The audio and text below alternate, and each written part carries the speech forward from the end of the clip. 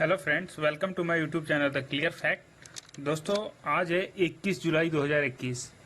तो 21 जुलाई 2021 को आने वाली एग्जाम की दृष्टि से जो इम्पोर्टेंट करंट अफेयर एमसीक्यूज बन सकते हैं उन पे हम ब्रीफ में चर्चा करेंगे। तो चलिए आज का वीडियो शुरू करते हैं। आज का वीडियो शुरू करने से पहले देश और दुनिया के इतिहास में 21 जुलाई को घटित महत्वपूर्ण घटनाओं को एक सुर्खियों में देखेंगे। तो आज का पहला है 21 जुलाई 1883 कोलकाता में भारत के पहले सार्वजनिक थिएटर की शुरुआत हुई थी। ऐसे ही 21 जुलाई 1884 लॉर्ड्स के मैदान पर पहला क्रिकेट टेस्ट मैच खेला गया था। ऐसे ही 21 जुलाई 1940 सोवियत संघ ने एस्टोनिया, लातविया और कब्जा किया। ऐसे ही 21 जुलाई 1960 श्रीलंका में सिरिमाओ भंडारनायके विश्व की पहली महिला प्रधानमंत्री बनी। ऐसे ही 21 जुलाई 1962 भारत चीन के बीच सीमा पर युद्ध हुआ था। ऐसे ही 21 जुलाई 1963 काशी विद्यापीठ को विश्वविद्यालय का दर्जा दिया गया। ऐसे ही 21 जुलाई 1988 भारतीय राष्ट्रीय उपग्रह का प्रक्षेपण हुआ था। ऐसे ही 21 जुलाई 2007 प्रतिभा पाटिल भारत की पहली महिला राष्ट्रपति बनी थी। तो चलिए आज का अपना करंट अफेयर सेक्शन शुरू करते हैं। आज का पहला क्वेश्चन है, ब्रिटिश ग्रैंड प्रिक्स 2021 का खिताब निम्न में से किसने जीता? इसके लिए ऑप्शन ए है लुइस हैमिल्टन, ऑप्शन बी है मैक्स वेरस्टेपन, ऑप्शन सी है डेनियल रिकार्डो, ऑप्शन डी है वाल्टेरी बोटास। इनमें जो सही ऑप्शन है वो है ऑप्शन ए, यानी फार्मूला 1 रेसर लुइस हैमिल्टन ने ब्रिटिश ग्रैंड प्रिक्स 2021 का खिताब जीत लिया है। 7 बार के विश्व चैंपियन हैमिल्टन की रेड बुल के ड्राइवर मैक्स वेरस्टेपन के साथ टक्कर हो गई थी। इसी वजह से उन पर 10 सेकेंड की पेनल्टी लगा दी गई थी। इसके बावजूद हैमिल्टन ने रिकॉर्ड 8वीं बार ब्रिटिश ग्रांड प्री जीती। ब्रिटिश ग्रांड प्रिक्स एक मोटर रेस है जो यूनाइटेड किंगडम में आयोजित की जाती है। इस रेस का आयोजन रॉयल ऑटोमोबाइल्स क्लब द्वारा किया जाता है। यह पहली बार वर्ष 1926 में आयोजित किया गया था। तो चलिए आज का नेक्स्ट क्वेश्चन देखते हैं। विश्व शतरंज दिवस यानी इंटरनेशनल चेस डे निम्न में से किस दिन मनाया जाता है? इसके लिए ऑप्शन ए है 10 जनवरी, ऑप्शन बी है 12 मार्च, ऑप्शन सी है 18 अप्रैल, ऑप्शन डी है 20 जुलाई। इनमें जो सही ऑप्शन है वो है ऑप्शन डी, यानी संयुक्त राष्ट्र द्वारा हर साल 20 जुलाई को विश्व शतरंज दिवस मनाया जाता है। यह दिन साल 1924 में पेरिस की गई विश्व शतरंज महासंघ इंटरनेशनल चेस फेडरेशन की स्थापना को चिन्हित करने के लिए मनाया जाता है। यह दिवस अंतर्राष्ट्रीय शतरंज संघ के 185 सदस्यों द्वारा विश्व भर में मनाया जाता है। इस दिन कई स्थानों पर शतरंज की प्रतियोगिताएं आयोजित की जाती हैं। चलिए आज का नेक्स्ट क्वेश्चन देखते हैं। HCL कंपनी के नए अध्यक्ष एवं MD के रूप में निम्न में से किसे नियुक्त किया गया है? इसके लिए ऑप्शन ए है कर्णम शेखर, ऑप्शन बी है सी विजय कुमार, ऑप्शन सी है राहुल सचदेवा, ऑप्शन डी है साइरस मिस्त्री। इनमें जो सही ऑप्शन है वह है ऑप्शन बी, यानी भारतीय IT क्षेत्र में विकास में अग्रणी भूमिका निभाने वाले शिवनादर ने HCL टेक्नोलॉजीज के प्रबंधक निदेशक और बोर्ड के सदस्य के पद से इस्तीफा दे दिया है। शिवनादर के स्थान पर कंपनी के अध्यक्ष और CEO सी विजय कुमार को 5 साल के लिए मैनेजिंग डायरेक्टर बनाया गया। शिवनादर भारत में कंप्यूटिंग और IT उद्योग में अग्रणी है। उन्होंने 1976 में HCL ग्रुप शुरू किया था। शिवनादर की लीडरशिप में पिछले 45 साल के भीतर कंपनी ने स्टार्टअप के ग्लोबल IT कंपनी का रुतबा हासिल कर लिया है। चलिए नेक्स्ट क्वेश्चन देखते हैं। नेपाल के निम्न में से किस नए प्रधानमंत्री ने प्रतिनिधि सभा में विश्वास मत हासिल कर लिया है?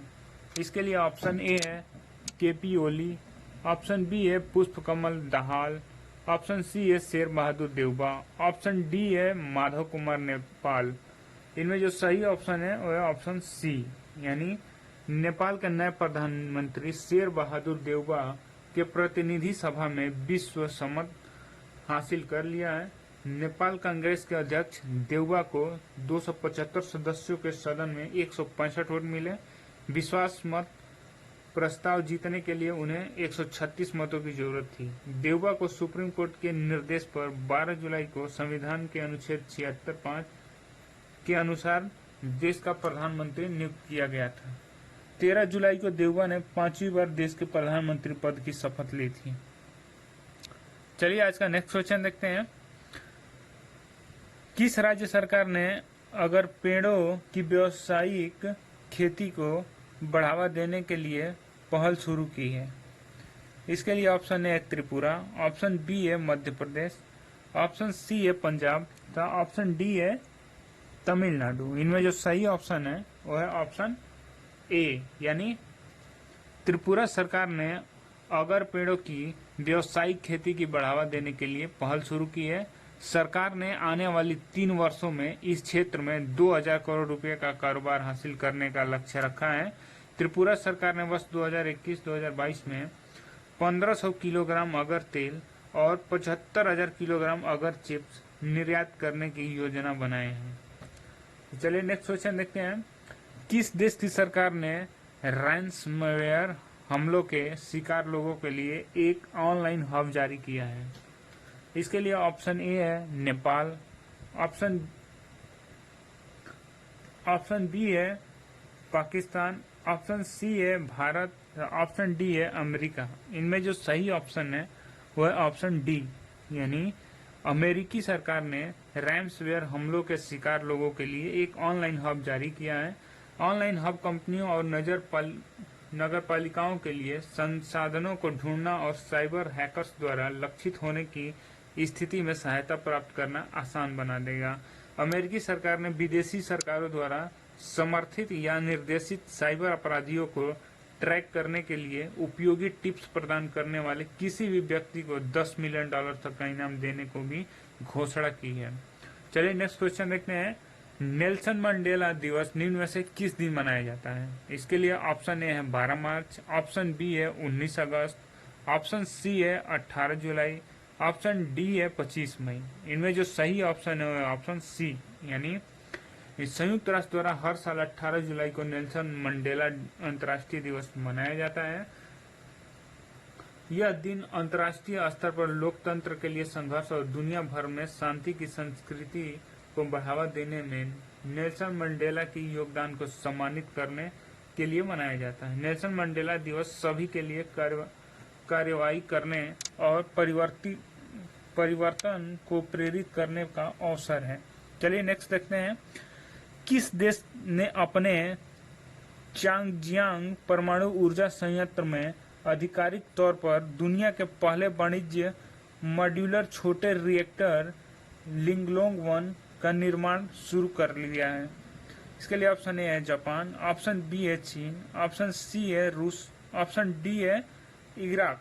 इनमें जो सही ऑप्शन है वो है ऑप्शन बी, यानी चीन ने अपने चांगजियांग परमाणु ऊर्जा संयंत्र में आधिकारिक तौर पर दुनिया के पहले वाणिज्य मॉड्यूलर छोटे रिएक्टर लिंगलोंग-1 का निर्माण शुरू कर दिया। एक बार पूरा हो जाने पर इस छोटे मॉड्यूलर रिएक्टर की उत्पादन क्षमता 1 अरब किलोवाट घंटे तक पहुंच सकती है। इससे चीन में 5 लाख से अधिक घरों को लाभ मिलने की उम्मीद है। यह बहुउद्देशीय छोटे मॉड्यूलर रिएक्टर 2016 में अंतर्राष्ट्रीय परमाणु ऊर्जा एजेंसी द्वारा अनुमोदित होने का पहला रिएक्टर था। चलिए नेक्स्ट क्वेश्चन देखते हैं। निम्न में से किसने हाल ही में जलवायु परिवर्तन पर कड़े नियमों की शुरुआत की है? इसके लिए ऑप्शन ए है नीति आयोग, ऑप्शन बी है विश्व बैंक, ऑप्शन सी है यूरोपीय संघ, ऑप्शन डी है यूनेस्को।